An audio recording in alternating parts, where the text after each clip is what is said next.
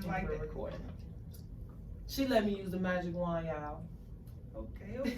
We finna get started. All right. What's up, y'all? I am here with Iconic Touch. Okay, people. Tell the people who you are and where to find you.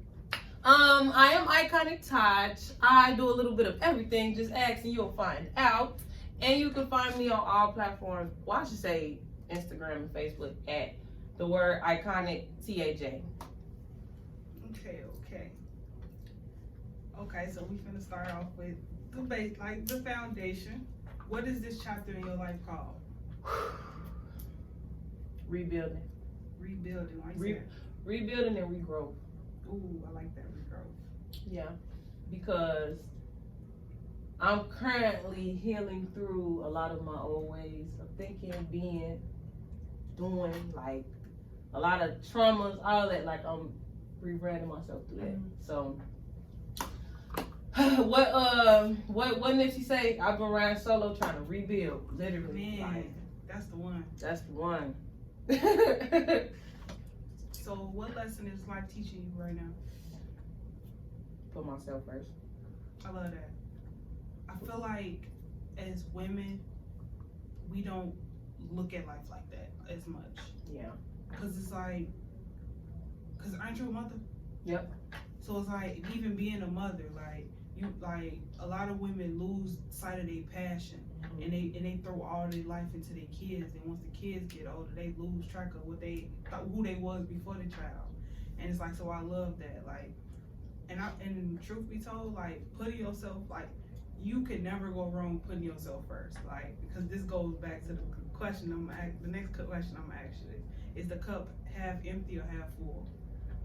I feel like for me right now, it's halfway full. I ain't gonna lie to you. It's halfway full for sure. It's halfway full for sure. And I'm grateful for that. I feel like when it comes to putting yourself first, a lot of people might look at it as selfish. But like really looking at it and having to experience it right now, it's like, okay, if I could pour into myself, I could pour into others. Mm-hmm. That way, and then I would know who and what not to surround myself with. And on top of that, I feel like getting closer to yourself and putting yourself first, you're getting closer to whatever you believe in too. For sure. What do you believe in? Well, you making these questions come. I like it. I believe, me personally, and this is just me. I believe in God, but I also believe in my ancestors too. And I believe they all connected as one. Mm-hmm. Like they follow God. Like and I feel like I am a God too, but I'm not saying I'm God. I'm not God. I'm just saying I'm a part of that higher being. So for sure. Like from what I believe is that God is God, guiding our direction. Amen. I don't know who's guiding our direction, but I know it's somebody. It's something. It's somebody. It's something else. Mm-hmm. And it's like, in knowing that, we truly don't know who it is. So it's like there is no way to say it's a man or a woman, like whatever. No, but then what I've learned also is that God is inside of you. Mm-hmm. So it's like life is about learning to listen to the voice inside of you. Like it's a video that's pinned on my Instagram. This man, he described the soul. Mm-hmm. So he basically said that you have that big ocean out there. Mm-hmm. That if you take a cup and you pull out a cup of water, like you take a cup of it, then that's the soul. Mm-hmm. But when you pour like dye into it, like say for instance you pour red dye into it, then that's the spirit. The spirit personalizes the soul. It's a personalized version of the soul. But he said that a lot of people lose sight of the fact that they are that big ocean because they think that they are the cup. They think that their body is the cup. Your body is the cup. Mm-hmm. Your soul is a part of that big ocean. You literally just took a cup, like a little piece of it, and gave you that your spirit, your personality. Hey, side note, I'm a water sign. Just saying. You're a water sign? Yeah. Pisces? Scorpio. Ooh, Scorpio. Okay, that's my rising. I'm a Capricorn though. Ooh. Next question, please. Ooh, It's crazy. The next question is, what toxic trait do you have? I'm trying to work my way out my toxic ways. My toxic trait is I be knowing somebody not good for me, but I still try to see the good in them. Man, I feel like that one just hit home. That one just hit home. Like, get away from me. But I love you. But it be like, it just be something about that, like them experiences that really just teach you so much. Yeah. I feel like you cannot deny that learned experience when it comes down to stuff like that. Yeah, It's like, whew, man. Let's talk about learning experiences. Man. Ooh, we could start with the first one, because I'm so anxious to tell you my theory on this. Okay. Did women come from a man's rib, or was it the other way around? I don't know, okay? Because there's a little bit confusion with this question, because it's like, okay, we supposed to came from his rib, right? But now men come from us. But then it's like, okay, men's supposed to take the lead. So it's like, which one is it? Like, he's supposed to be the first one here and we came from him. Okay, men take the lead, but why do they have to take the lead though? Okay, so this is my theory. First off, the society that said men have to take the lead is a society that men lead. Like, if you go anywhere else in the world, even if you pay attention to the animal kingdom, even if you pay attention to how plants grow, women lead, because the seed comes from a woman. Anything that grows comes from a woman, like, no matter what it is. So it's like, and that's what I strongly feel like. I feel like a woman cannot come from a man's rib, because women literally give birth. Like, we have the wombs to give birth. And guess what a womb is attached to? Our rib. Like, it's just legit that. And this is gonna make them in charge. But what I feel like it is that men are the protectors and providers.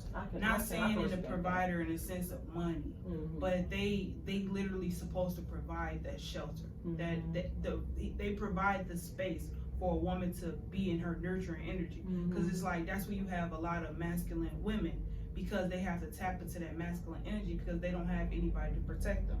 Or you have like overly feminine men, because they lost sight of that protective nature, because they never had a man to show them what a man's supposed to do. And I feel like society got our mind twisted on what it is. Like, I truly believe that, like, when it comes down to what I believe in my heart, as far as like have faith in, I have faith in the fact that God gave us the ability to think. That is a part of our free will, and we lose our free will when we hold on to beliefs that are not ours. Cause it's like, I hit my grandma with this question. I ain't gonna fly, cause she kept saying like, you gotta listen, you gotta read the Bible, you gotta get saved, you gotta do this, you gotta do. I'm like, I will not identify with a religion that contradicts itself. Like Christianity, in the Bible it says, "Thou shalt not idolize any god." But they praying to Jesus. They praying to a human being. Like, that shit is nuts to me. Hey, 10. Make these people think. Man. Do you meditate or have quiet times? Yep, I meditate, and I do something that's called radical rest. So it's like not sleeping but resting. Radical rest? What's that exactly? Like a resting period that's like just quiet. Ooh. I can radical rest right here. You could be talking and I will literally zone you out. That's what that's called? I guess. That's what it was called when I learned about it. I just was like, I ain't gonna lie, that's what I did all yesterday. That's literally like you zoning everything out around you. You don't even have to be, that's why I say you don't have to be asleep. A lot of people think rest means to sleep. Rest literally means to quiet everything down Mm-hmm. and just focus on internal. You don't even gotta think. You can just. For sure, like I never even. I just always just said I zoned out. Like I never called it that, but that's like the perfect term for it. Right, correct. Because like it be times like yesterday, literally, yesterday I was sitting in that chair. I think it was after our first break. Mm-hmm. I was sitting in that chair and I just zoned out. They was watching that football game. And me, I don't like football. And I don't like loud noises. So I just literally zoned out and just fell into the music. Like I was just locked in. But that's interesting to me. I meditate too. Yeah, I love meditation. I need to get better at it. I used to meditate daily, but it be kind of choppy now because like my schedule be kind of like. But I'm gonna worry about it. I'm gonna get that. Do you meditate? Like, do you like fall into music? No, not now. I used to. Mm-hmm. Like when I first started meditating, like I used to do it with music, but now I meditate with quietness and like jot down what's going on in my head. Take mental notes on what's going on in my head and what's like, you know, I found out a lot of triggers, like a lot of my triggers through meditation. Mm-hmm. I found out a lot of different things about myself through a lot of my triggers. And so, I mean, through meditation. So, I love meditation. I ain't gonna lie. I recommend it to everybody. Y'all get into them. I love it. I love it. I had a question when you was talking, but I forgot. What does manifestation mean to you? That you could be, do, or have anything you put your mind to. Say it one more time. That you could be, do, or have anything you put your mind to. I love that. Anything you can see in your mind, you can hold in your hands. I love it. I love it. I love it. I love it. I like talking to people that I can. For sure. Okay, so I'm gonna go deep into this. These thought-provoking questions. What's the meaning of life to you? What's the meaning of life? Oh, come up some. Oh, what's the meaning of life? That's a good one. I would say living through experiences. Not regretting nothing. Not, you know, just living and experiencing what we were put here, what was put in front of us. And just being happy and living in your purpose, whatever you feel that may be for you. And just being happy and being internally happy though, not just like on no facade, like just being happy and living. That's what life is for me. Like, I ain't gonna lie, like that's what music taught me. Cause like on the way here, I was listening to this. I feel like this is why I'm so mellow and calm right now. Like I'm like legit chill because I was listening to that Andre 3000. Oh, I know you was finna say that because I'm literally there with it. Like my nigga, I am here for it. I'm here for it for sure. Like that for sure. I felt like that was the sound experience my ears needed because like listening to so many words like in a song, you try to keep up to what they saying, but actually just being like I felt like he said so much without saying anything. So much, yep. Like it's because when I started doing audio, we started putting bands together, like mimicking the bands and stuff. And so I actually started paying attention to what sound actually sounds like, the different percussions and all of that. The way that he, like, you can even see that if he wasn't saying something, he was thinking something. And it's like you can hear him clearing his throat and stuff like that in the background. Like, man, what is you doing? Like, I truth be told, I would have loved to see his live studio session. Yeah, that would have been dope. If he didn't already got it, he's just gonna drop it later on. But that definitely would have been dope. For sure. That would have been dope. So do you believe that music is spiritual? Yeah.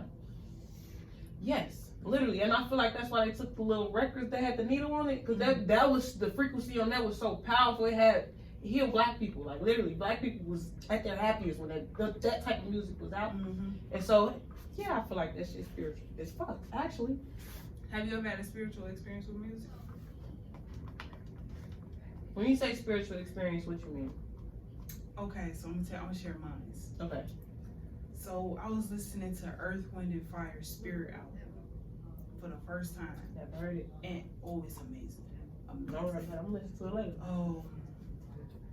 And I was meditating to it. I was smoking. I was meditating to it. Mm-hmm. And when I tell you, that's like, cause it was around the time when I lost my cousin. Mm-hmm. That was the most spiritual experience I ever felt in my body. Like, Okay. because like it's like in a way I was able to communicate with the Most High in a way yeah. that wasn't ideal. Okay, so yeah, I definitely experienced that again, cause the song "Her Best Part." Mm-hmm. So my uncle recently passed away in 2022, in May of 2022, and like he had stage 4 prostate cancer. That's what this tattoo came from. And so I used to take him to his doctor's appointment. I was his home care aide, and I used to take him to his doctor's appointments. And I played that song, and he was like, "I like that song. Can you play it again? Like, I like that song." And like he'd be trying to get the hang of it. Like but it'd be so funny because he don't know the lyrics, but he trying. But like he'd be on some funny stuff with it. And so like every time we go to the doctor, I mean every single time we go to the doctor, that song had to play. Like he wanted to hear that song when we got in the car. So when he passed away, that song was kind of like, I was connected to that song differently at that point. And so it was one time I was talking to my friend, and I was basically telling her about, you know, connecting with her people on the other side. And like immediate, not even just that, like I'm scratched that experience. It was a time I was going through, like, I don't even remember. Emotionally, I was just all over the place. Like I was hurt. I was just feeling a lot at the time. I'm like, I'm finna listen to music. And the very first song that came on was that song. And that'd be the one. That'd be the one. And I just was like, okay, Uncle Johnny. Okay. Cause there'd be no other explanation for that. Like regardless of what people say, like you gotta pay attention to the signs and symbols. Like I take heed to everything like that, because it's like that's their, like, because my grandma, she be saying like the dead is dead. They can't communicate with you. They dead. But I'm like, you cannot tell me. You cannot tell until you experience it. You cannot tell anybody anything different. Mm-hmm. And that's that was, and they give me chills every time. And two, another song, you know, Statement by Lil Herb. That song Statement that he just how the fuck it go? How the fuck I catch a case out by the school? Don't be fools, you niggas fools. On the ground reading comments, I'm like, ooh, cool. This is like 2-3 years old. So they want me to lose. I can't break like I'm bulletproof, and I can't say what I want to say. I know what you're talking about. You know exactly, because this is when they first came out with them accusations of him getting locked up. And he was like, "How I'm locked up and I'm free" type shit. He basically came out with a statement on what's going on with his shit. And so that song, I liked that song too. Cause one day I just turned it on and was rapping that shit. He's like, "All right, do that shit again. You performing like you wrote it." I'm like, "I did." In a way, I felt like I wrote it. Fuck it, I'm connected to it. And so my birthday. The devil was, I ain't gonna say the devil, the enemy was just trying me so much for around my birthday, like, oh my God. Next thing you know, my sister was driving, you know, she ended up giving me a blunt, because I had stopped smoking. She gave me a blunt, like, you need to smoke, you need to chill, you know, it's your birthday weekend. They wasn't driving and smoking though. No, we wasn't. So, we chilling and stuff, so now, she ended up playing some music. That's the first song that came on. I said, "That is wow." I was like, "Girl, enjoy your birthday. Stop tripping." Like that's how I felt after that too. Cause you know, when you hear the song, you gonna hear his aggression. Like, come on now, like. And it's always be that with her. It always be that with her. That's what made me choose Shay Herbo. Because like, regardless of what the negative stuff that people say about his music, it is so healing to the soul if you understand what his story.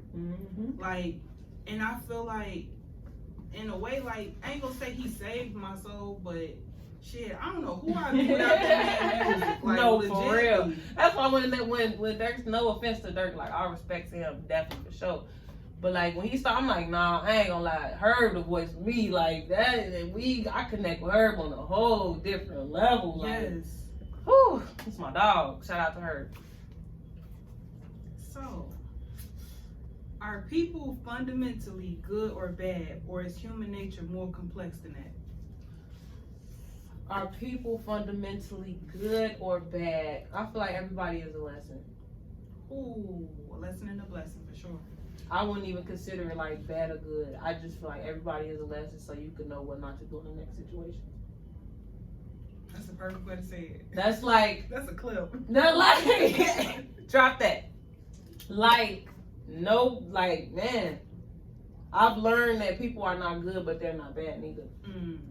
They just haven't figured. They still have ways they have to fix within themselves too, just as well as we do. We all like a learning experience amongst each other. So. Literally, and cause like this like I love having this conversation. Like this is that exact thought is what helped me forgive my parents. Cause like I'm going through that right now.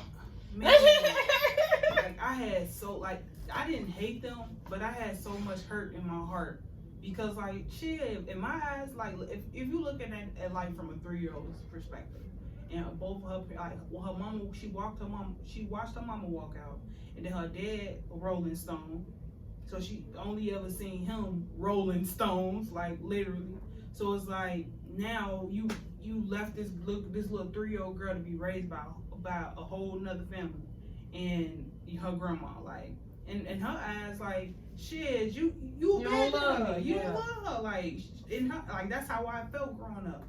But it's like what really helped me forgive them was the fact that it takes a child to make a parent a parent. Like no matter how many little cousins, nieces, nephews, I have a godson. No matter how much time I spend with them, I never understand how it is to be a parent until I have a child of my own. And it's like, and it's the same thing with any other parent. So it's like, but in saying that child teaches you how to be a parent. That child has to be vocal in any way, however way that child communicates. That child has to show you exactly what you are doing wrong and help you grow, elevate. And it's like, yeah, that's funny you said that. Go ahead. and it's like that with a lot of households. The fact that a lot of people look at kids as these kids, like, because at first off they little people. They literally little people. No, for real. But they look at them as kids and they don't know nothing. So stay in the child's place. Like you gotta stay up. But it's like that kid gonna let you know if you got a fucked up individual in the house. Man, like just like them animals gonna know, them kids gonna know. They vibrate at that level. They vibrate at this level while we vibrate at very pure level. Yep. And it's like, and like me knowing that, like I had to realize, like I had to tell my parents, like I didn't like this. Like growing up, I don't like this because they didn't pass away. They just chose not to raise their child. So it's like I took it upon myself and I told them exactly how I feel, what was on my mind. Like I let them have it because at the end of the day, this may be the conversation y'all need to grow because y'all been living y'all life doing all of this. Yeah. And it's like I don't think a lot of parents realize how much they fuck up their kids. Like that's where generational trauma come from. Like just had that conversation with my baby. But when you say, I want to piggyback off that. When you say your children teach you something that you need to learn to grow. My daughter, she's getting in the habit now. Usually she eat breakfast at school. Like her teacher cooks her breakfast. But lately she be like, I don't want to eat breakfast at school. I want to eat breakfast here. Like I want you to get up every morning, cook me breakfast, and then take me to school. And I'm just like, okay, I can't even be mad at you because like you're 4, but you know what you want. You know what you know. You know what you want. So I feel that. And too, one thing I learned about like parents with my mama and my daddy, I feel like they did what they could with what they had, what they knew. For sure. Like my mama, for example, my mama, her mom passed when she was 21. So that's the peak of just becoming an adult. Like I'm legally an adult. Like 18 is cool, but like I can get a club and stuff now. Like I'm grown now, but like I lost the one thing that I knew could at least give me a sense of direction. And so I feel like she took a lot of her ways from her mom instead of like having that own understanding for herself and just took what she knew and did with the best with what she could. And I'm not mad at her. I love my mama, like, you know, but she did what she could. And as far as like my daddy too, like like you say, your daddy a Rolling Stone, my daddy, you know what I'm saying? But his daddy was like that too. Mm-hmm. Like he doing, and then like my grandma don't make it, she enable it. So it's like I've been like this my whole life, and I got away with it. So nobody teach me different, so it's like it's just that. And that's when I came in like, nah, that ain't right. And then now either you gonna take what I gave to you and take heed to it, or shit. It just is what it is at that point. It's all love though. For sure. And it's like, I'm a firm believer in once you know better, you do better. Mm-hmm. And it's like, because I literally had like a similar conversation with my dad, like even with my mom, like, cause my mom, I probably had the longest conversation I ever had with her this year. And I'm trying to figure out, like, I want to know, I want to know the past shit. I want to know, like, how big was I when I was born. Like, I want to know all of those first. But, like, because I want to see where her head was at to be able to tell me the truth, to see if she could even tell me the truth. Because, like, I'm a firm believer in the fact that people can only speak truth from what they understand. So it's like my pops, he can't tell me why he a Rolling Stone, because he still don't understand it. So it's like, in knowing that generational traumas, when the grandparents parents don't heal, they pass it on to their kids, and the kids pass it on to their kids. Then that's where you have us. Going. And break every chain, man. Not going. I'm not. Nope.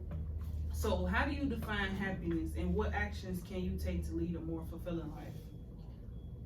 How would I define happiness? Knowing that you came from all that you came from, how do you switch that story into happiness? Knowing who you are. And not trying to, like, for me, I feel like trying to prove yourself, or like trying to be something for somebody, even like for my parents, for example, like trying to be perfect for this, or like, no. I'm unhappy trying to please everything and everybody else. But happiness for me is knowing who I am and what I'm capable of, and what my purpose is, and like doing that out of literally the generosity out of my heart. Like, this is me. And so I feel like happiness is really just knowing who you are and being that, and not letting nothing or nobody try to tarnish that or assassinate that, because the world we live in, they'll try. And it'll come from the people closest to you too. So man, cause just really knowing that. I ain't gonna lie, when I started doing this, like really like taking myself out of it, taking how I feel out of it. Cause like even when I woke up this morning, I started to ask you, could we reschedule? Nope. I'm glad I'm busy schedule. I couldn't even reschedule. So it's like that was another thing for me. Like, yeah, I said I didn't actually reschedule, but shit, when? And it's like I had to get out of that, get how you feel out of it, and just do it. Like maybe something along the way will boost your mood. Like you brought me the what did you say? Acai bowl. Man, that shit good as hell. If you ain't had that shit, you gotta try it. Make sure you ask her how she made it. Yes, that's big thing. That's definitely gonna bring your mood. But even this conversation, like I really been taking heed to these conversations, because this God sent. This ain't got nothing to do with us.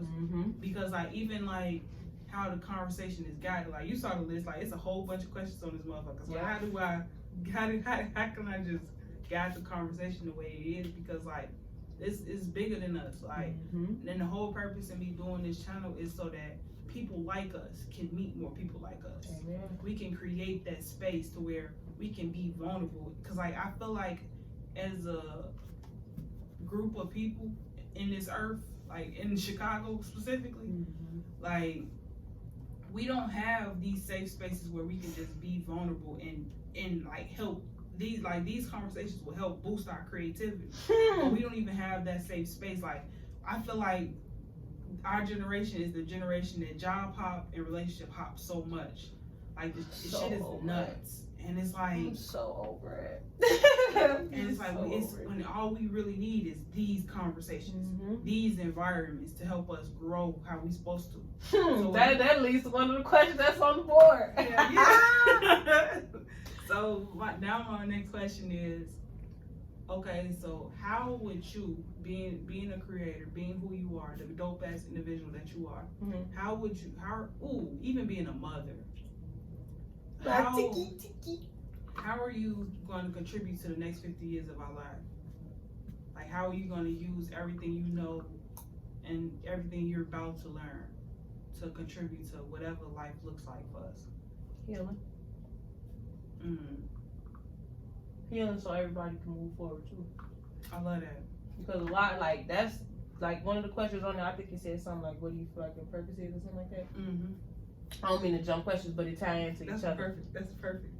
And so, I personally feel like my purpose is to heal people and do good by people. Like, no matter what walks of life. Like, I don't care if you're homeless, I don't care if you crack. Like, I love crackheads. I love crackheads better than I like regular people because they some real ass people and they gonna live in their truth. Keep it real. They gonna keep it real. They gonna live in their truth. They don't give a fuck how nobody feel. Bitch, I do crack, yes, and I'm like, like they they're in tune with themselves. And they live in the spirit. They live in the spirit. And I feel like for me, I attract those people. I always been surrounded around those type of people. I always been surrounded around damaged people, hurt people, traumatized people, like sad people, like people who internally are not happy with themselves. But I've always been that, like, I don't care what I'm going through. You don't know, one day you might know I'm going through, I'm gonna let you know I'm going, whatever the case may be. If I need some time on myself, I'm gonna let it be known. But I don't care what I'm going through, I'm gonna always bring the good vibes and the good energy. And I feel like that for me, some people be intimidated by it, some people be moved by it, be healed by it. Like, okay, I needed that. And so I feel like for me, part of my purpose, because I personally don't feel like we solely have one purpose. Like, my purpose could be me having $1 and somebody just needed $1 to get on it, but that, like, I was purposeful in that situation. You know what I mean? So I feel like one of my sole purposes though is to heal the collective. Like, really get them to a space where it's like, okay, like you asking me questions, ask questions to help them think like, okay, what is it that I need to deeply get rid of, or not even say get rid of, but what do I need to deeply work through? Yeah, be aware of, so I won't keep carrying this weight with me. Because a lot of, I had somebody tell me, I was gonna say who it was, that's why I had to take a deep breath. But I had somebody tell me like, I know who I am. And I said, well, who are you? I hurt people. I hurt people and I don't heal and I don't let go. I say, that's heavy. Heavy as hell. That's heavy. So that means you have 24 years of, I can't even say 24, I'm gonna scratch out your young years. I'm gonna scratch out 0 to 5. 7 and up, like, that's heavy. I didn't even want to argue with you at that. You got it. Because I know what you need. And it's me going back and forth with you is not gonna help you. You need to heal. You need to let go. Legitly. Like, and this is the reason why I got this tattoo. Like, it's a Fibonacci sequence. Like, we use it up in the camera and all of that. It's used in a lot of things. But the main thing is it's a symbol of life. So like when a child is in the womb, this is the position that they take. They literally be in there like this. And like life is also a reminder that life is a spiral. Like growth is a spiral, it's not linear. Like a lot of people think that, oh, I'm healed. No, motherfucker, no, you're not. Like, you saying that, it shows that you are not. Because it's like, to go into this question, I'm gonna just throw this question out there and say, what's the most important lesson you've learned from your past failures or setbacks in your creative journey? The one that I learned is that, like, growth is not linear. It's a spiral. Like, life gonna take you, like, I think I just said this to someone the other day. Like, life gonna take you up 10, down 7, up 4, down 3. Up 12, back down to 6. Like, man. Life it's gonna shoot you, like life will shoot you back up 30. Yeah. When you think you down 6, like Man, like life is like literally like a fucking sports game. And no it's bullshit. and it's like and that's what I had to learn. Like you go through all of these things because it shapes your story. Like we are creative. This is why I love the color orange. I love the fact you got orange today. Shout out to you. But like this is why I love the color orange, and I'm building my brand orange. Even like this channel that I'm building, like it's about like orange is into that sacral chakra. That's what we store. Like even though our heart chakra is where our feelings are, everything that we feel is stored. Our sacral chakra is how we express those feelings, how we show up to the people around us, like how we internalize everything. That's what's in our sacral chakra, because we use our sacral chakra to create. And if we aren't aware of everything, we won't even know what we are, how creative we really are. And it's like that's like the most important lesson I learned from my past failures and setbacks in my creative journey. What's yours? Lessons I learned from my past failures and setbacks would be, that's definitely one of them. Like everything that goes up must come down. But as long as you never go back to step 0, level 0, you could go up 10, come back 5, as long as you never go back to 0. But another one that I learned would be to just go to 0. You ain't gotta stay there. Don't stay at 0. That's key. Don't stay at 0. I feel like it would be do it anyway. Like, just even on your hardest days, do it anyway. For sure. Whatever you feel that is for you, as long as it's nothing negative, as long as it's nothing crazy, nothing, where you harming somebody. Yeah, harming somebody or yourself, don't do that. But do it anyway. Whatever you feel like you're going to put off, do it anyway. Because you can. I know it's easier said than done for a lot of people. A lot of people might not have that strength and courage, and that's understandable too. But I would say always build that strength and courage within yourself to never give up on what you know you're supposed to be doing. For sure, because that ties back into purpose. Like truly, like going back to like this. I'm glad I brought this that came up, because like going back to what you said, because I feel like a lot of people don't take heed to this part. The fact that our purpose changed throughout the day. The mission is still the same, but our purpose it differs. Because what if today our purpose is to have this conversation? Because whoever's listening, this is healing for them. Yep. And then in the future, when we go back and watch this, is gonna be healing for us too. Because this is a literal moment that we shared. Like I don't think we ever even talked this much. Nope. And it's crazy because you want to know something. Fun fact. Side note. I thought Scrib was you and you were Scrib. Yes. And she like, no, I'm Scrib. She say. I'm Scrib. She say. My bad, but that was the only conversation I feel like we had, because I got y'all mixed up one day. I'm like, oh, so you're Shay Herbo. For sure. I told you it's gonna be iconic though. It's gonna be one for the book. They gonna rock with this one. Watch. They definitely is. Y'all gonna like this. To take it there, if you could be any animal, which would you be and why? The tiger. Ooh, a tiger. Why? First of all, because it's my spirit animal. That's and they are, as far as being a tiger, they are fearless. They're strong. They're courageous, and they go after what they want. Ooh, I like that. Yeah, they go after what they want, and they don't stop until they get it, and they real strategic. Yeah. That cat family, like mine is a Black Panther. It's part of the cat family too. It's the one that you don't see. You don't see it coming. It hides in the bush. It literally hides in the jungle, in the bush of jungles, and watches prey, observes it, and then it goes for the kill. Like, someone like a tiger. Yeah, that's like the cat. I feel like the cat family is like really, really dope. I said I want a cat, but I'm kind of scared. What it is, cats are like spiritual protectors. For sure. So like, if you have a bad soul, the cat is not gonna be one. It's literally gonna show you your soul, like, and like, cause like dogs are more companions.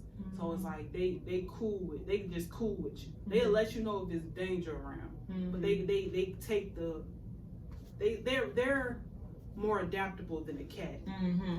I would say. That's understandable. I've been saying that too. I want a cat. I'm cleanse myself a little more, do a little bit more healing. Then I'm gonna get a cat. My baby said she want one too, so I'm gonna make it happen soon.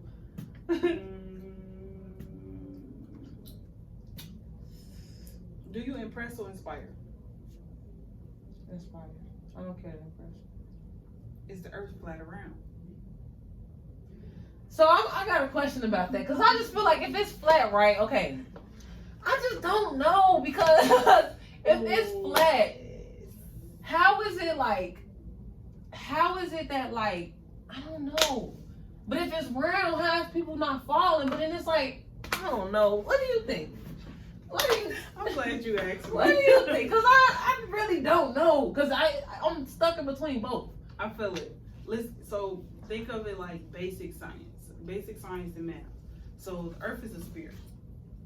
So it's round. It's round. Okay. But it's a sphere.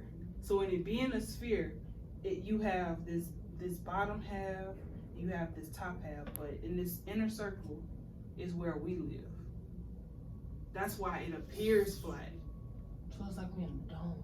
Yeah. We in a fucking Christmas globe. Literally. But look, man, I'm finna blow your mind. So like the water fills the bottom, right?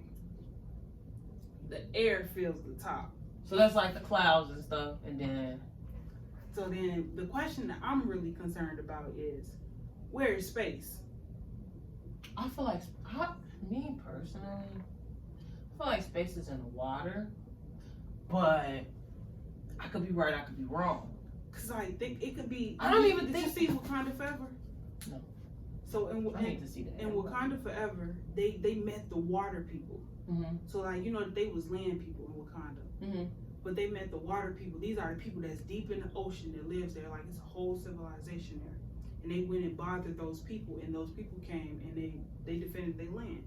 They defended the water, and they used the water. They used all of that water to tackle the land people, to show them like, hey, yo, look. Just like that, baby. Like we let y'all have this land. Don't think we can't come. Can't come and make some shade. Mm-hmm. But I honestly, like I believe it's people. I believe like in the Wakanda series, I believe they're gonna do something with the air people too. But that's just like me. But like going back to this, so like air is this space. So it's like think about all of this empty space around us. Mm-hmm. Empty space around us. So like think about it, when you go so high up in the air, there's nothing there, but it's space there. That's literally where space is. We look at it like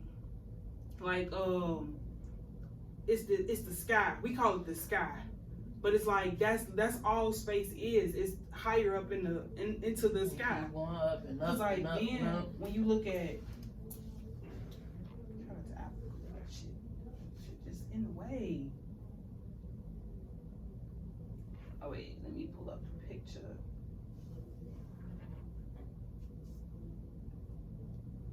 Well, I don't like this one. I like this one. So it's like when you go, like who's to say they ever, like when they try to like leave Earth and go into space, who say they ever left the Earth's layers? Mm-hmm. Like you ever heard of labyrinth? I feel like I did. It's basically like a maze that you can't escape. I don't like that. I feel like that's what Earth is. Like we stuck in this, like not Earth, but more so like the universe. Mm-hmm. We stuck here because this is the only place where we can be, like literally that. So it's this labyrinth, like this whole bunch of different layers of layers and layers and layers. So like where you can like literally travel in different places. But I feel like astronaut gonna make it out. No, they're not gonna make it out of that.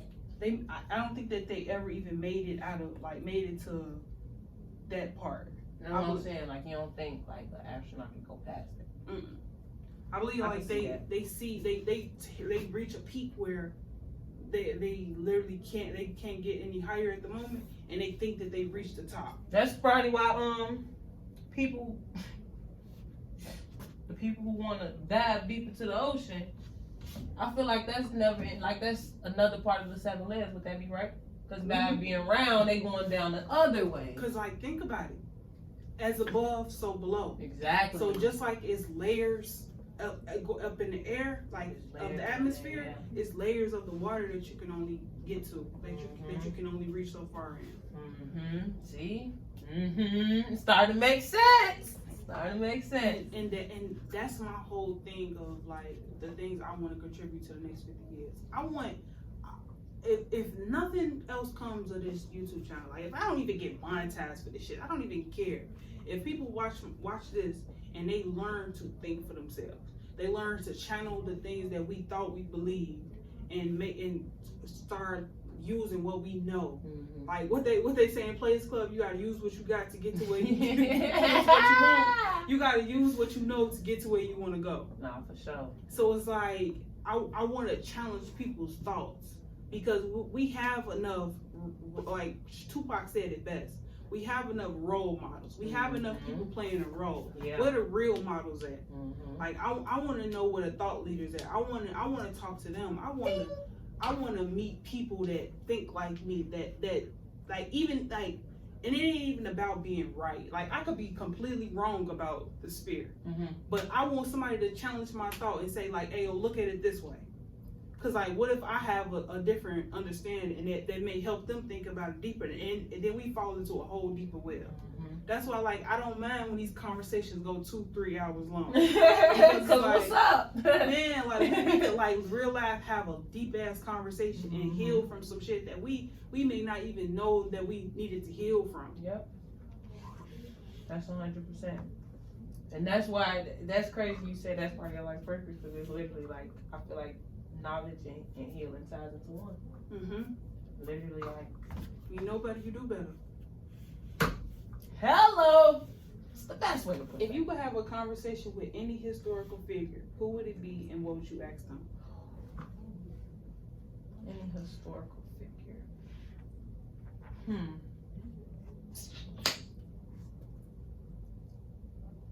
Maya Angelou. Ooh, what would you ask her? How did she muster up the strength to be who she is? Because for a while she wasn't talking. Like, I couldn't imagine her talking. Like, I'm not gonna lie to you. I could imagine it. Like, I got something to say. I have something to say. You know what I mean? But the fact that she was silent for a long time, and then when she finally said something, she literally touched nations. Like, for decades. It's still doing it. This might have to be for centuries, for real. And still, she's not even here anymore. So it's like, how did you, like, what made you just do it? What was in you and was like, I have to get this out there? And truthfully, like, I can relate to that, like, wholeheartedly. Because for a period of time, I went silent. Like, you could ask my pops, like, for a whole year, I didn't talk to that man. He hurt me that bad. Like, everybody hurt me that bad, to the point where I said, fuck all y'all. No, for real. Like, and I just went in my bubble and I was silent. But it's like, now, like, ever since I started doing this channel, like, I've been becoming more vocal, and I got to see a different part of myself. And then I started being able to heal from the things that I stopped talking about. And it's like, and it's actually something that Maya Angelou said that really got me, like, it ain't even something that she said, it was Still I Rise. It was that, and I Know Why the Caged Bird Sings. Because, like, regardless of how quiet you, like, how silent you mute yourself, you gonna forever hum. You gonna forever, like, sing. You gonna have, like, you gonna vibrate the vocal cords. It just don't be you're talking to people. So it's like, I wholeheartedly get that. Cause man, like, I had this question come to me the day before the day I did y'all show. I was on the bus, and the thing that came to my head is, have you ever been so depressed that you let the whole 10 or so years pass by? Like, I legit did that shit. Like, I was working hard for shit in high school, grammar school, all of that. Like doing what everybody wanted me to do type shit. But the thing was, it was what everybody wanted me to do. Yeah. It wasn't what I really wanted to do. I never really locked into who I was to try to dig Shayla out. Yeah. So it's like now I'm doing all of these, like I'm here with all of these people, and it's like, shit. Next day, like next day, like for like, you know how, like I think of it like it's a cartoon. I want to say it's SpongeBob, but they just be pulling the no, it was Phineas and Ferb. When they go like 104 days, they got the calendar, they just ripping off dates. Yep. That's how I feel like my life was at one point, just ripping off dates of the calendar. And listening to Les Brown, he said something like, was it Les Brown who said? I feel like it was, because I feel like I'm in his voice. But he said something along the lines of, you can't get rid of your depression by ripping the calendar off. No, that was Jim Rohn. Ooh. That was Jim Rohn. That wasn't Les Brown. It was a mixture in one. You know how they had the different motivational audios in one video, but it was Jim Rohn. So you can't get rid of it by ripping off the calendar. Yeah. Like, eventually you're gonna have to go buy a new calendar. That part. And eventually you're gonna have to deal with the shit behind the calendar that you act like wasn't right though. Like, and that was the one for me. Like, that's when pandemic hit. Like, I had this conversation with someone recently. Like, it was actually Boss Lady. She said that throughout the pandemic, we watched the whole world go to the internet. Like, TV is cool, but TV ain't what it was when we grew up. When we was growing up, TV was the shit. Yeah. But like now, the internet is the shit. And so it's like now we got access to hella information. And it's like, I feel like life is about like us like locking in and figuring out what God want us to pay attention to. Whoever got in our direction, what they want us to pull from that. Like, Ooh, what is the nature of consciousness, and do you think artificial intelligence can ever truly possess it? No, and you say the true nature? The true nature of consciousness is, how can I put this? The true nature of consciousness is knowing. Ooh. It's like, okay, you could tell AI what it needs to know, but if you know, like a lot of people it's not conscious. Like a lot of people just do. A lot of people are like robots, not in all honesty. That's why I feel legitly, it's principalities that play. You feel me? And I feel like I'm conscious enough to know not to throw this into the thing, you know? A lot of people are not conscious. Well, I would hope people are not conscious enough to just pick that up and throw it, but you got some people who are not conscious enough. I don't want to label them as nothing, but they just pick it up and throw it because they mad or whatever the case may be, but there's still consciousness to know I'm mad, so I'm going to throw this to the window. They act on them intrusive thoughts. Exactly, and so I'm conscious enough to know I'm not going to throw that. Happy, mad, sad, none of that. I'm not going to throw that because I know I'm going to break that and I'm going to break that window. Then I'm going to have to pay for it. Then I might get put out of school. Then, like, you know, so I feel like an AI can't, you have to control the AI and tell the AI what to do. So I feel like no, they can't, and I feel like that's what the true nature of consciousness is to know. For sure. Mine's the symbol is the power of thought. Power of thought, yeah. That's the perfect way to put that, yeah. What are your long-term goals and how do you plan on achieving them? You don't have to throw out your whole plans so that just keep those in the vault so they don't get touched. But what has Taj on it, written on it? My podcast for sure. My own podcast, not the one, the one I'm doing for school. I love them though. That's them my people's Fee, and shout out Fee and Larry too. And Taco. I call him Taco. I don't know why it's Taco. It's just Taco. But my podcast, because I don't want it to just be like every other podcast. You know what I mean? I want it to literally be like a session of. I don't want to call it therapy because I feel like therapy has like different aspects. You got physical therapy. You got it's different types of therapy. You know what this is called?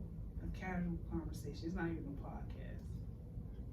And that's why I ain't gonna tell you. I'll tell you the name once we done recording.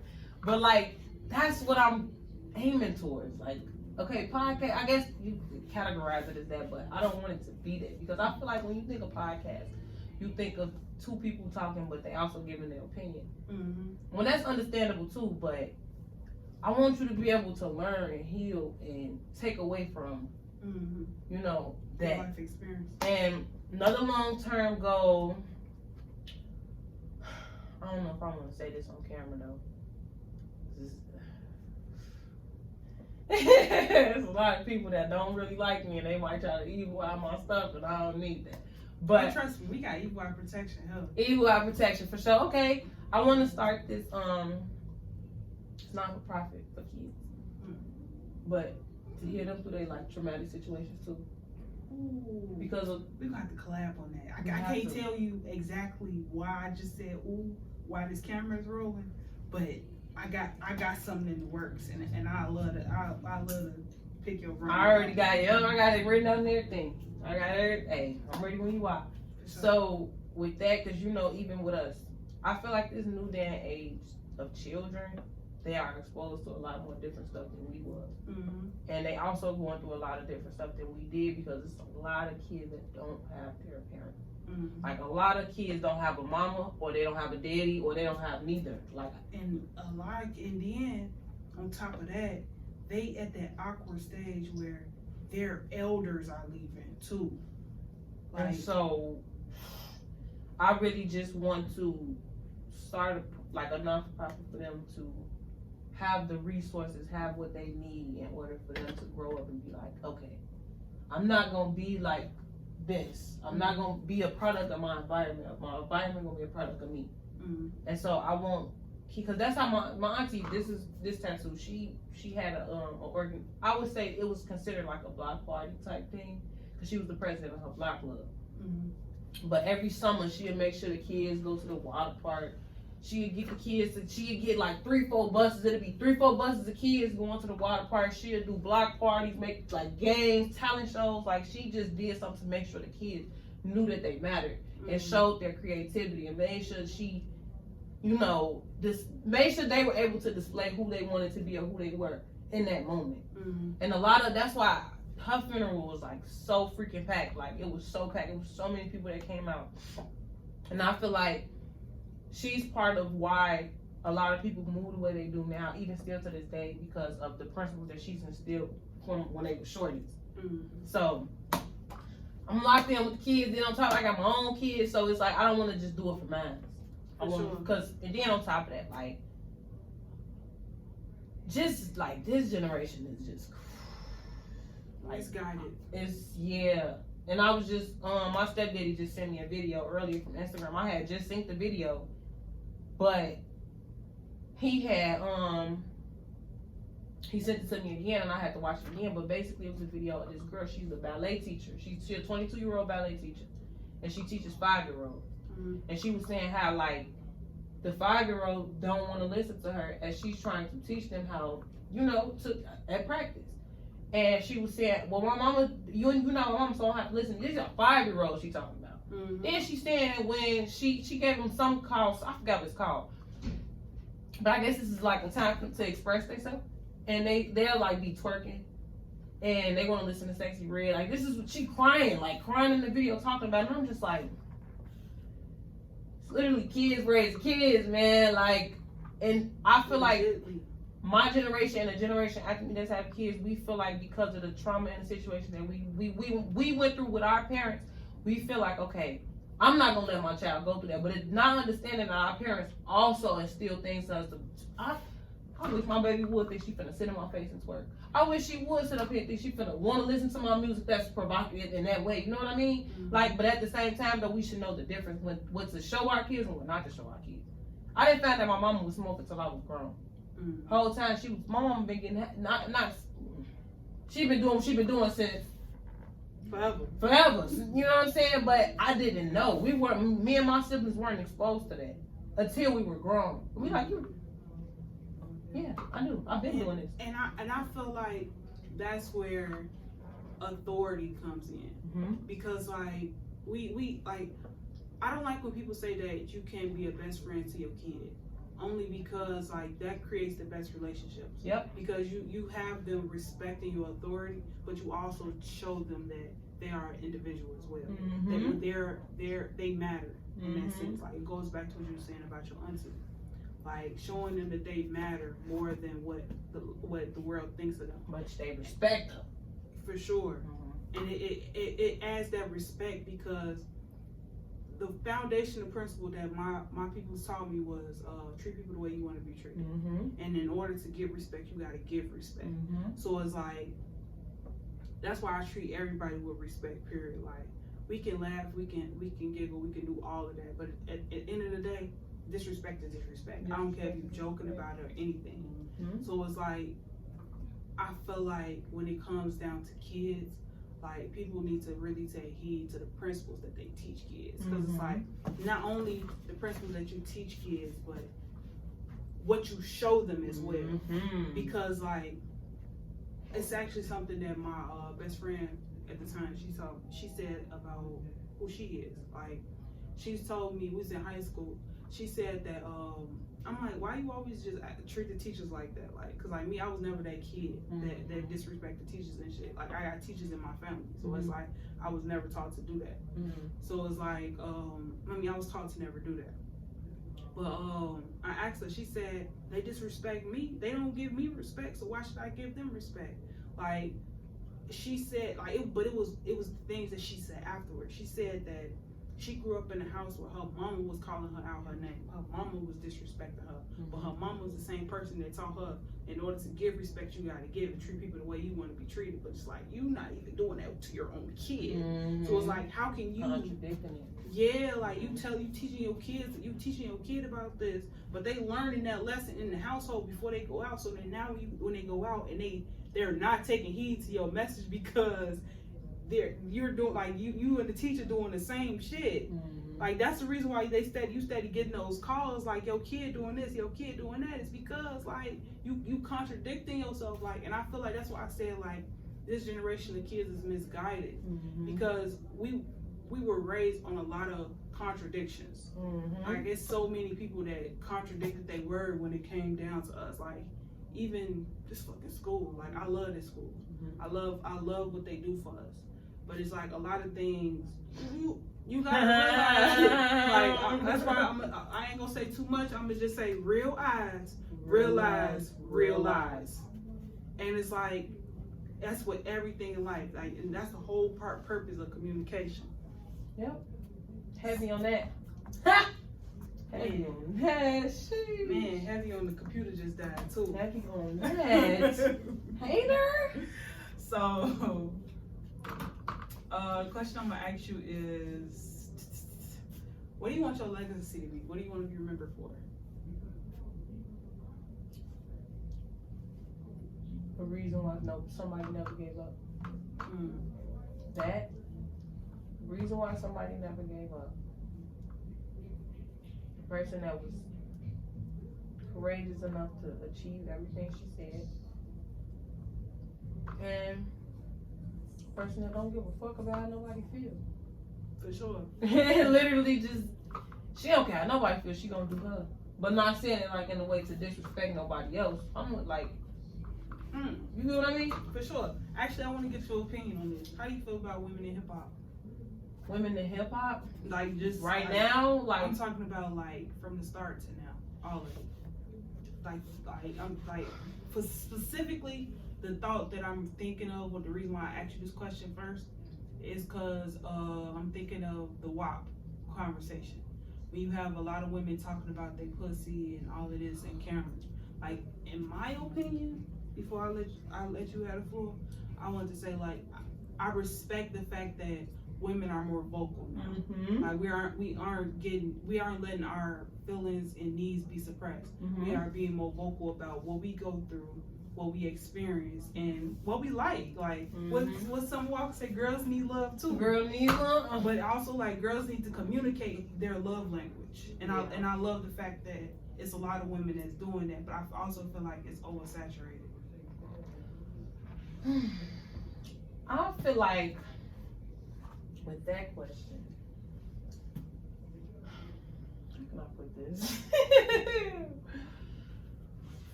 Being the person that I am now, I would say the old me would have probably been like, yeah, talk your shit, sis. Mm-hmm. But at the same time, it's like, you could talk your shit, but like, how can I say this? Be mindful of who watches. Yeah, like, you know, like, be mindful. And then I feel like even with women being more vocal now, we should still remain a mystery. Cause it's like, they put that type of stuff out. Even like the older ones, cause you still got some women who's rappers and were previous rappers that was empowering women, like they were uplifting women, and you know, you got the ones that was just like, my ass so big, like, you know, like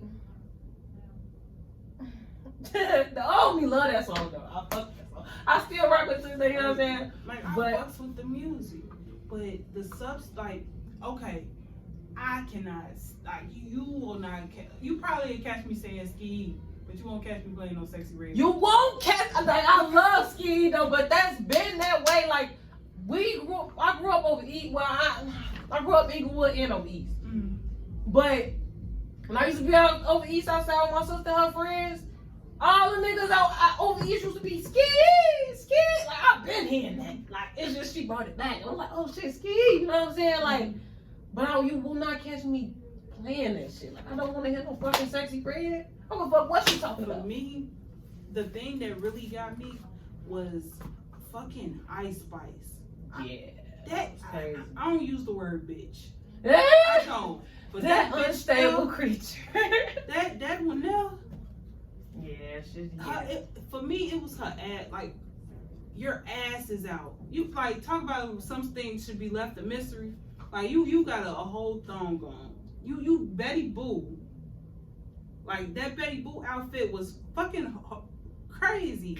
Yeah. Like, and my thing is my only thing with that is, like, I could care less about what she do with her body. It's her body, her choice. Like, I'm big on that. But the biggest thing is the fact that you got your entire audience is kids.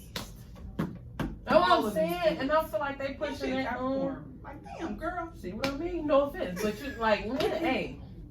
But I feel like that's why they pushing that so much though. Like because they really, I don't even know who it could be. The government, I don't even care. Whoever it is, they're pushing this image out, and then they pushing it out to the kids.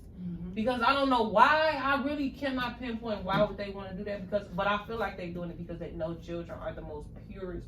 So every weekend. Also, music is our teacher. Our like, I can see regardless of the fact that we don't have the stable real models in life.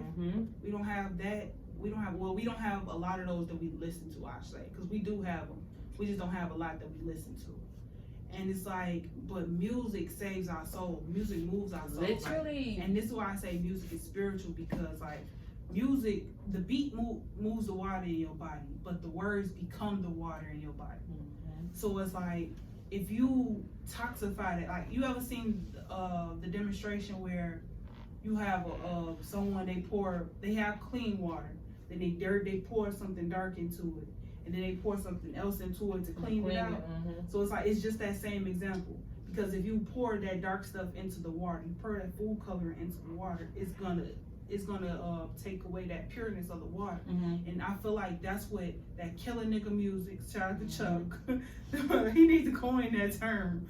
But you got that killer nigga music and you got that sexy bitch music. That's what I'm gonna call it.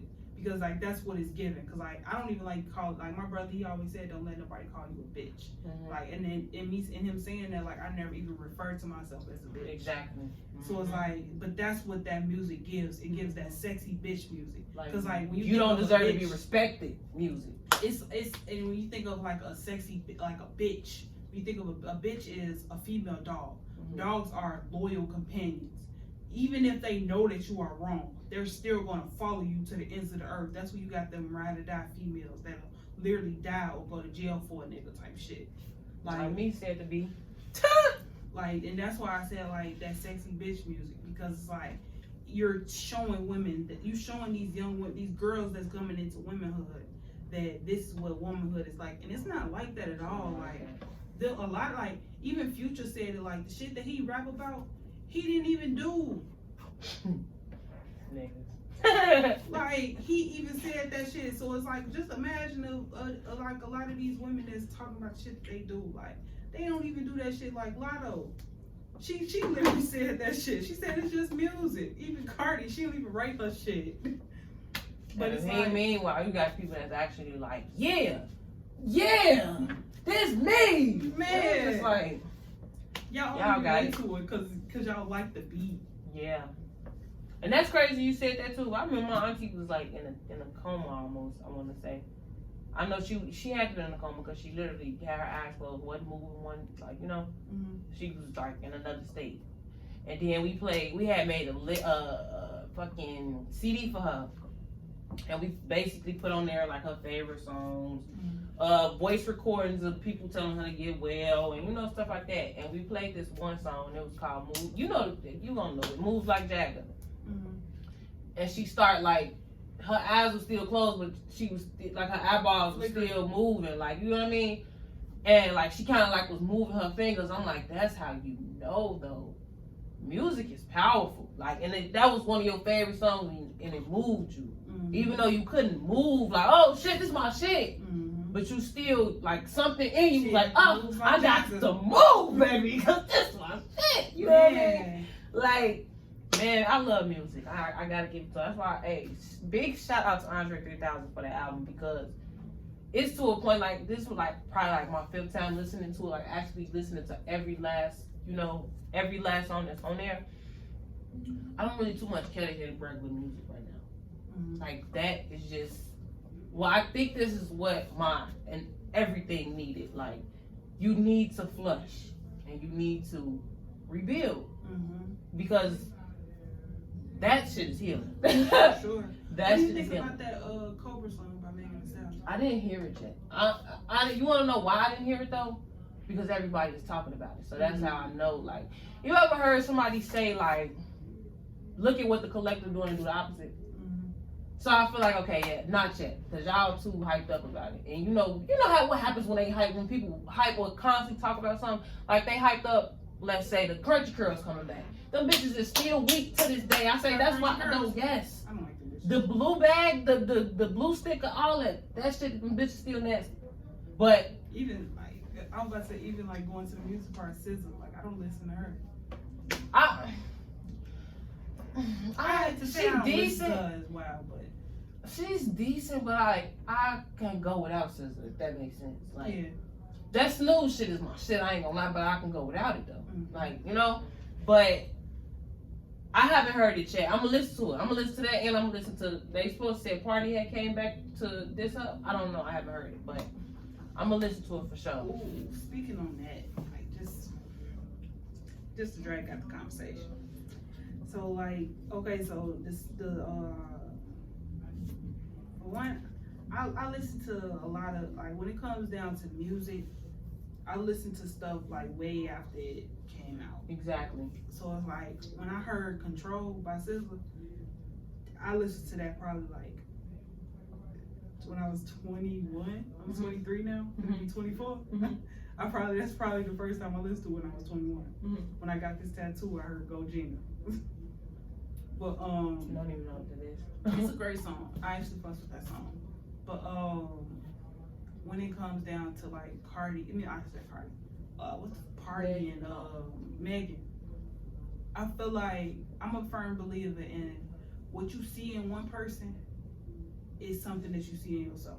Mm-hmm. So if you don't like something in a person, like everybody's a reflection of you. Mm-hmm. So it's like the things that you don't like in a person, you see that in you. So like the fact that he even felt like he had to make that song for her shows the exact type of person he is. Mm-hmm. Because the song that she made was about her first before anything. Mm-hmm. Like I can see you really liking that song just because of the story. Like, don't listen to it for what the people are saying. Yeah, that's why I'm like, I'm gonna wait for the words that she's saying, because I would never say like I'm a Megan Thee Stallion fan, mm-hmm. but I am a fan of that song. Mm-hmm. Like the way I like how she represented the Cobra.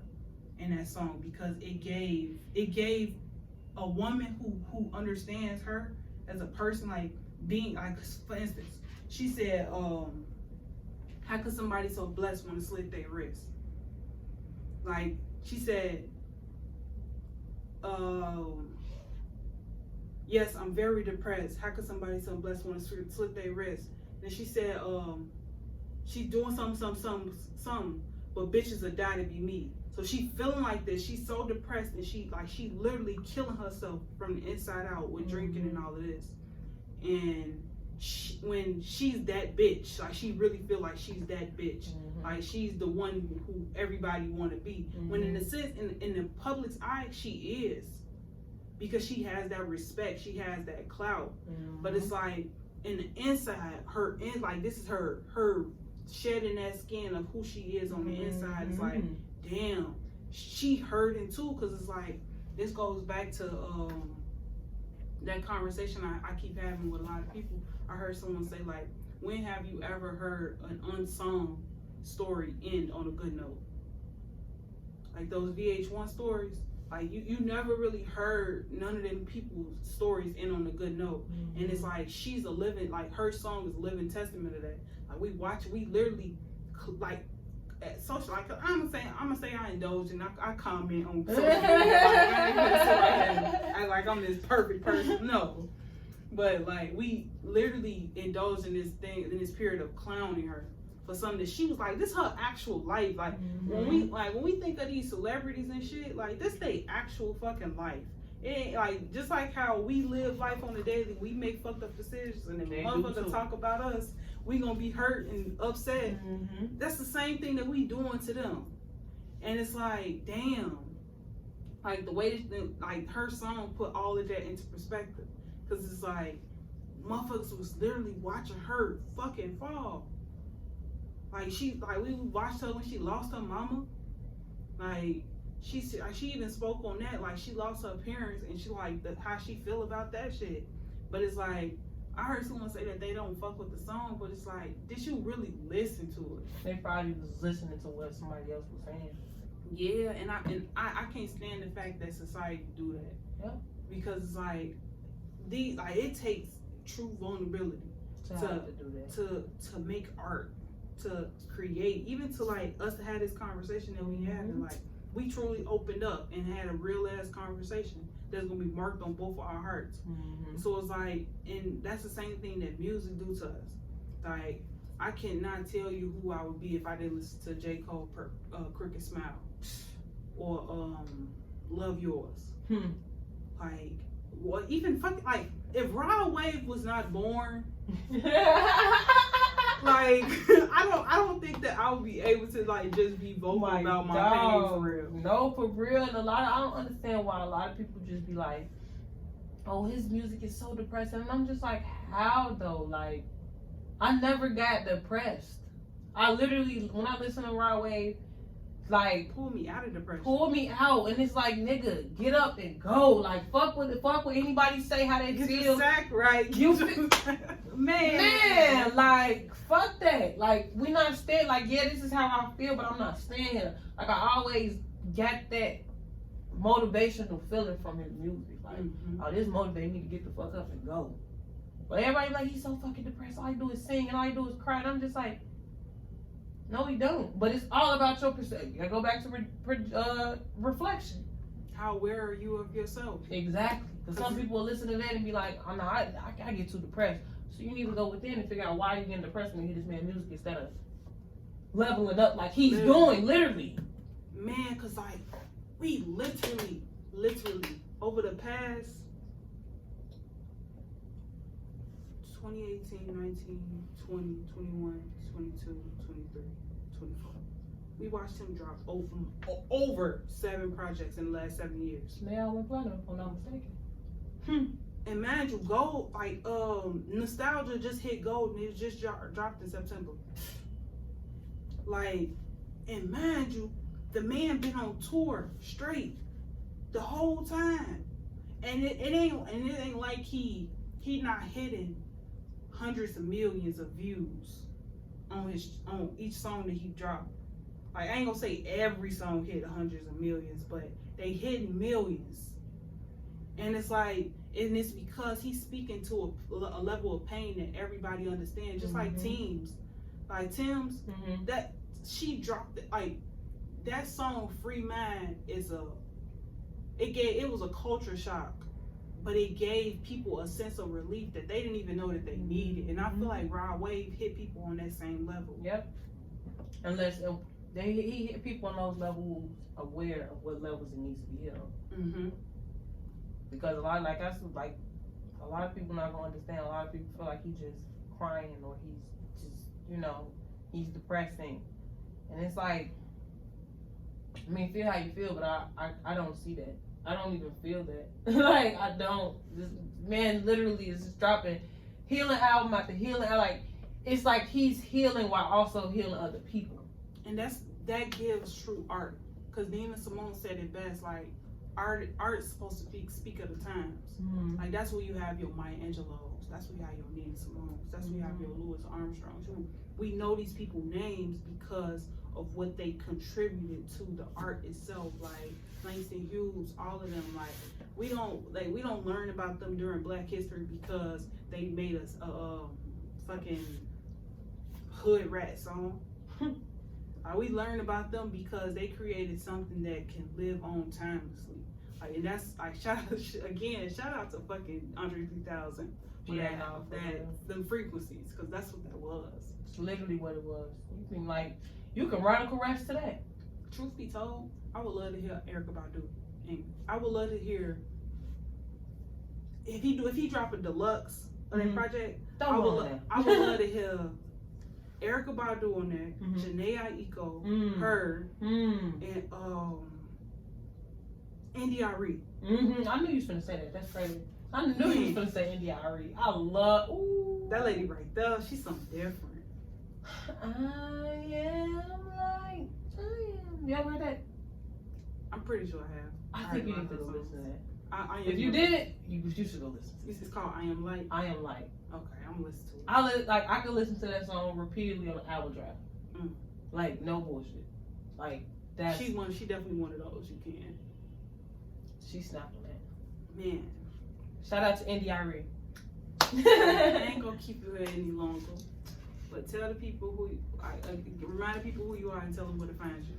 It's your girl, Iconic Taj. You all can find me on Facebook and Instagram at the word Iconic, Taj.